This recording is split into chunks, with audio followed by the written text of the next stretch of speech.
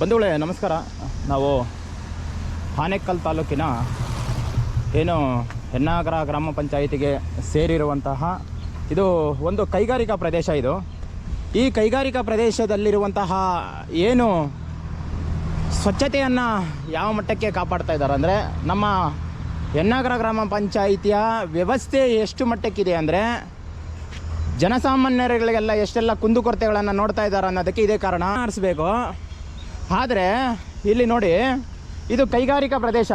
ಈ ಕೈಗಾರಿಕಾ ಪ್ರದೇಶದಲ್ಲಿ ಈ ರೀತಿ ಸ್ವಚ್ಛತೆಯನ್ನು ಯಾವ ಮಟ್ಟಕ್ಕೆ ಇವರು ಕಾಪಾಡ್ತಾ ಇದ್ದಾರೆ ನೋಡ್ತಾ ಇರ್ಬೋದು. ಹಸಿ ತ್ಯಾಜ್ಯ, ಒಣ ತ್ಯಾಜ್ಯಗಳನ್ನು ಹಾಕ್ಕೊಂಡು, ಕಸಗಳನ್ನು ಹಾಕ್ಕೊಂಡು ಎಷ್ಟು ಮಟ್ಟಕ್ಕೆ ಇವರು ಬೇಕಾಬಿಟ್ಟಿ ಕೆಲಸಗಳನ್ನು ಮಾಡ್ತಾರೆ. ಹಾಗೆ ಬೊಮ್ಮಸಂದ್ರ ಅಸೋಸಿಯೇಷನ್ನ ಕೈಗಾರಿಕಾ ಅಭಿವೃದ್ಧಿಗಳಂತ ಹೇಳ್ತಿರಲ್ಲ, ಎಲ್ಲಿ ನೋಡಿದ್ರು ಕಸಗಳ ರಾಶಿಗಳಿಲ್ಲ ಅಂತ ಹೇಳ್ತಿರಲ್ಲ, ಇದು ಕೈಗಾರಿಕಾ ಪ್ರದೇಶ ಇರೋ ಹುಟ್ಟ ಇದು. ಕೈಗಾರಿಕಾ ಪ್ರದೇಶ ಇರೋದು ಅಂತಹ ಹುಟ್ಟೇನ್ರಿ? ನಾಚಿಕೆ ಆಗಲ್ಲನ್ರಿ ಅಧಿಕಾರಿಗಳಿಗೆ? ಹೊಟ್ಟೆಗೆ ಏನ್ರಿ ತಿಂತೀರಾ?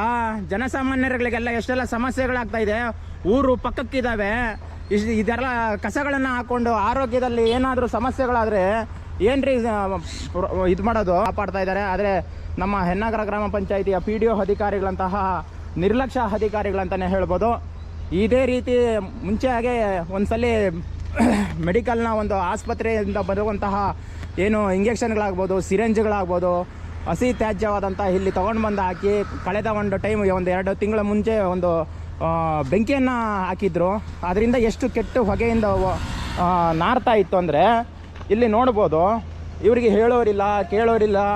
ಇದೊಂದು ಕೈಗಾರಿಕಾ ಪ್ರದೇಶದ ಜಾಗದಲ್ಲಿ ಇವರು ಎಷ್ಟು ಮಟ್ಟಕ್ಕೆ ಹಾಕ್ಕೊಳ್ತಾರೆ ನೋಡ್ತಾ ಇರ್ಬೋದು.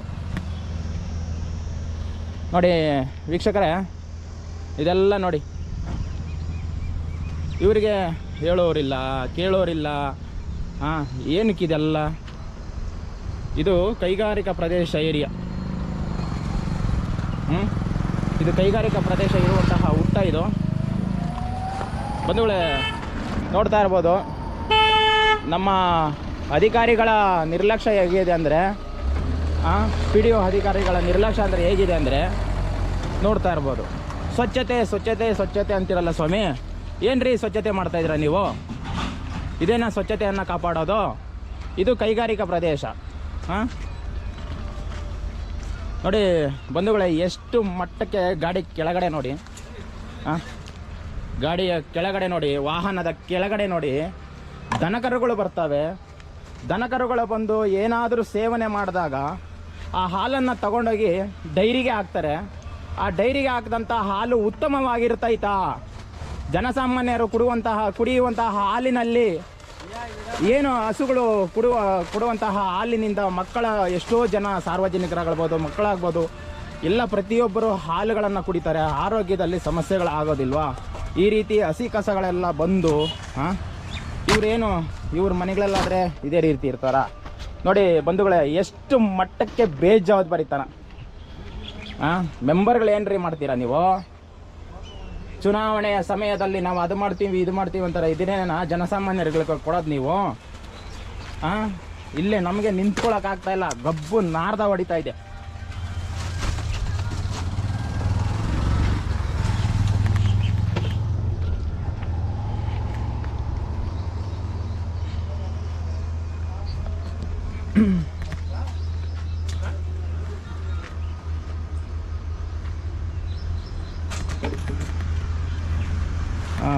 ಹಾಗೆ ಬಂಧುಗಳೇ, ಇನ್ನೂ ಒಂದು, ಈಗ ಯಾರೋ ಒಬ್ಬರು ರೈತರುಗಳಿರ್ತಾರೆ, ರೈತರುಗಳಾಗ್ಬೋದು, ಸಾಮಾನ್ಯ ಒಬ್ಬ ಮನುಷ್ಯ ಆಗ್ಬೋದು, ಸಂಸಾರಕ್ಕೆ ಏನಾದರೂ 1 ರೂಪಾಯಿ 2 ರೂಪಾಯಿ ಕೂಡಿ ಇಡಬೇಕಂದ್ರೆ ಒಂದು 60,000 70,000ವನ್ನು ಕೊಟ್ಟು ಒಂದು ದನ ಕರುಗಳನ್ನು ತೊಗೊಬರ್ತಾರೆ. ಏನಂದರೆ ಸಂಸಾರವನ್ನು, ಹಾಲಿನಿಂದ ಸಂಸಾರವನ್ನು ಕಾಪಾಡಿಕೊಳ್ಳೋಕ್ಕೋಸ್ಕರ, ಏನಂದರೆ ಕಷ್ಟ ಸುಖಗಳನ್ನು. ಹಾಗಾಗಿ ಕಳೆದ ಒಂದು ಟೈಮಲ್ಲಿ ಇಲ್ಲಿ ಒಂದು ಹಸು ಸಹ ಈ ಕಸಗಳನ್ನು, ಪೇಪರ್ನಲ್ಲಿದ್ದಂತಹ ಈ ಸೊಪ್ಪು, ಈ ಕೊತ್ತಂಬರಿ ಸೊಪ್ಪು, ಈ ರೀತಿ ಸೊಪ್ಪು ಸದೆ ಏನಾದರೂ ಇದ್ದರೆ ಆ ರೀತಿ ಅವುಗಳಿಗಂತೂ ಮೇವುಗಳಿಲ್ಲ. ಈಗ ಬೇಸಿಗೆ ಕಾಲ, ಬೇಸಿಗೆ ಸಮಯದಲ್ಲಿ ಅವರಿಗೆ ಆಹಾರ ಅನ್ನೋದು ಇರೋದಿಲ್ಲ, ಆಹಾರ ಉತ್ತಮವಾದಂಥ ಹುಲ್ಲನ್ನು ಸಿಗೋದಿಲ್ಲ. ಹಾಗಾಗಿ ಏನು ಮಾಡ್ತವೆ, ಸೀದಾ ದನಕರುಗಳು ಬಂದು ಇದರಲ್ಲಿ ಬಿದ್ದು ಇದರಲ್ಲಿ ಬಂದು ಕಾವರ್ಗಳಲ್ಲಿ ಏನಾದರೂ ತಿಂಡಿ ಇದೆಯಾ, ನಮ್ಗೆ ಹಸಿವಾಗ್ತಾ ಇದೆ, ಹೊಟ್ಟೆಗೆ ಬೇಕಾದಂತಹ ಆಹಾರಗಳಿದಾವ ಅಂತ ಬರ್ತವೆ. ಆದರೆ ಆ ಆಹಾರದ ಜೊತೆಯಲ್ಲಿ ಆ ಕವರ್ಗಳಲ್ಲಿ ಬ್ಲೇಡ್ಗಳಿರ್ಬೋದು, ಸಿರಂಜ್ಗಳಿರ್ಬೋದು, ಈ ರೀತಿ ಒಣ ಕಸಗಳೆಲ್ಲ, ಹಸಿ ಕಸಗಳನ್ನೆಲ್ಲ ತಿಂದು ಅದು ಜೀರ್ಣ ಆದಮೇಲೆ, ಜೀರ್ಣಕ್ರಿಯೆ ಆದಮೇಲೆ ಅದು ಹಾಲನ್ನು ಕೊಡುತ್ತೆ.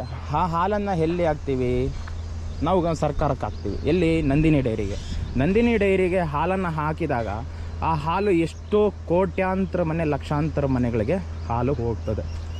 ಆದರೆ ಆ ಹಾಲನ್ನು ಕುಡಿಯುವಂತಹ ಮಕ್ಕಳಾಗ್ಬೋದು, ಸಾರ್ವಜನಿಕರು ಅದರಿಂದ ಕಾಫಿ, ಟೀ ಇತ್ಯಾದಿಗಳನ್ನು ಬಳಸಿಕೊಳ್ಳುವಂತಹ ಏನು ಹಾಲಿನಿಂದ ಬರುವಂತಹ ಆಹಾರ ಪದಾರ್ಥಗಳನ್ನೆಲ್ಲ ಏನೆಲ್ಲ ಬಳಸ್ಕೊಳ್ತಾರೆ, ಅದು ಆರೋಗ್ಯಕರವಾಗಿ ಇರ್ತೈತಾ ಅನ್ನೋದು ನನ್ನ ಒಂದು ಸಂದೇಶ ವೀಕ್ಷಕರೇ. ಈ ರೀತಿ ನಡೆಯುವಂತಹ PDO ಅಂತಹ ಅಧಿಕಾರಿಗಳಂತಹ, ಹಾಗೆ ಎನ್ನಾಗರ ಗ್ರಾಮ ಪಂಚಾಯಿತಿಯ PDO ಅಧಿಕಾರಿಗಳೇ, ದಯವಿಟ್ಟು ನೀವು ಗಮನ ಹರಿಸೋದಿಲ್ಲ.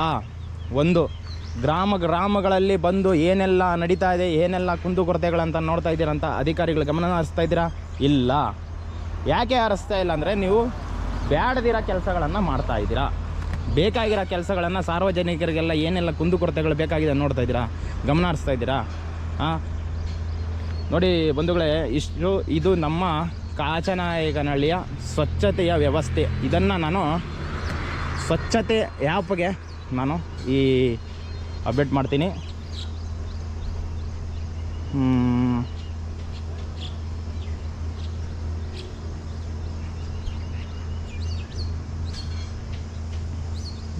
ಬಂಧುಗಳೇ, ಇಲ್ಲಿ ಒಂದು ಆ್ಯಪ್ ಇದೆ, ಆ್ಯಪ್ ನೋಡ್ಬೋದು.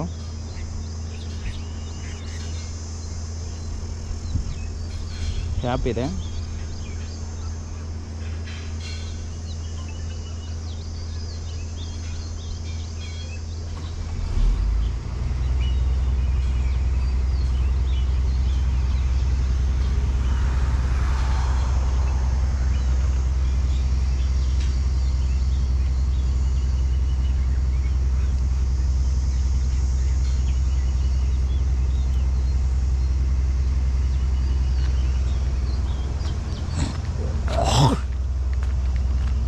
ಹಾಗೆ ನೋಡ್ಬೋದು, ಇಲ್ಲಿ ಕಸಗಳನ್ನು ಬೇರ್ಪಡಿಸಿದ್ದಾರೆ.